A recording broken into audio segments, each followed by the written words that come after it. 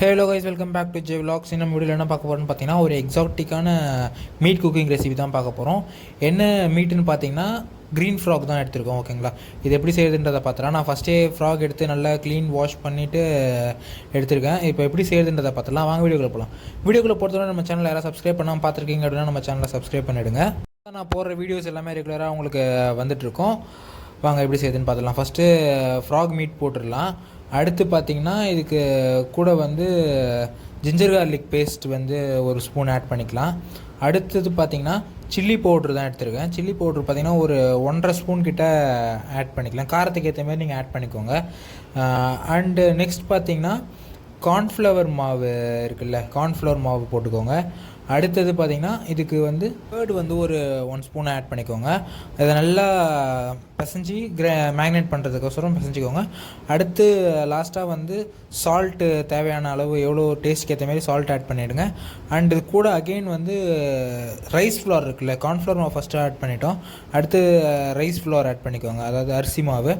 அதை ஆட் பண்ணிவிட்டு அடுத்து பெப்பர் கொஞ்சம் ஆட் பண்ணிக்கோங்க. பெப்பர் ஆட் பண்ணிவிட்டு மசாலா, கரம் மசாலா இருக்குல்ல, அது கொஞ்சம் ஆட் பண்ணிவிட்டு ஒரு 1/2 லெமன் வந்து பிழிஞ்சு விட்டுக்கோங்க. அதில் பிழிஞ்சிட்டு இதை நல்லா பிசைஞ்சிடுங்க. பிசைஞ்சிட்டு நீங்கள் ஒரு 1 ஹவர் கிட்ட மேரினேட் பண்ணி நல்லா ஊற வச்சுருங்க. ஃப்ரிட்ஜில் மேக்ஸிமம் ஒரு 1 ஹவர் வந்து ஊற வச்சுருங்க. ஊற வச்சுட்டு அதுக்கப்புறமா நம்ம பொரிச்சு எடுக்க வேண்டியதான். ஓகே, ஃபஸ்ட் நான் நல்லா ஊறிடுச்சு, அதுக்கப்புறமா தான் எடுத்திருக்கேன். இதுக்கு பொரிக்கிறதுக்கான சின்னதாக ஒரு வானல் ஒன்று எடுத்து அதில் ஆயில் ஆட் பண்ணி ஹீட் பண்ணினதுக்கப்புறமா நம்ம பொரிச்சு எடுத்துடலாம். ஓகேவா, இப்போ ஆயிலுமே வந்து நல்லா ஹீட் ஆகிடுச்சு. இப்போ இது 65 மாரி எப்போதும் போட்டு எடுக்கிற மாதிரி எடுத்துட வேண்டியதான். லெக்லாம் பார்த்திங்கன்னா நல்லாவே தெரியும் உங்களுக்கு டிஃப்ரெண்ட்டாக இருக்கிறது. இது நல்லா வந்து குக் ஆகணும். அண்டு குக் ஆகிறப்போ கொஞ்சம் வெடிக்கிறதுக்கான சான்சஸ், அதாவது முட்டை பஜ்ஜி போடுறப்ப வெடிக்கும்ல, அந்த மாதிரி வெடிக்கிறதுக்கும் சான்சஸ் இருக்குது. கொஞ்சம் கேர்ஃபுல்லாக வந்து குக் பண்ணுங்கள், சரியா? அண்டு வந்து ரொம்ப வந்து கிண்டிகிட்டே இருக்காதிங்க, அந்த மசாலாஸ் எல்லாமே வெளில போயிடும். ஸோ இப்போ நல்லா குக் ஆகிடுச்சு. ஓகேவா, இதை எப்படி இருக்குதுன்னு சாப்பிட்டு பார்த்துட்டு நான் சொல்கிறேன்.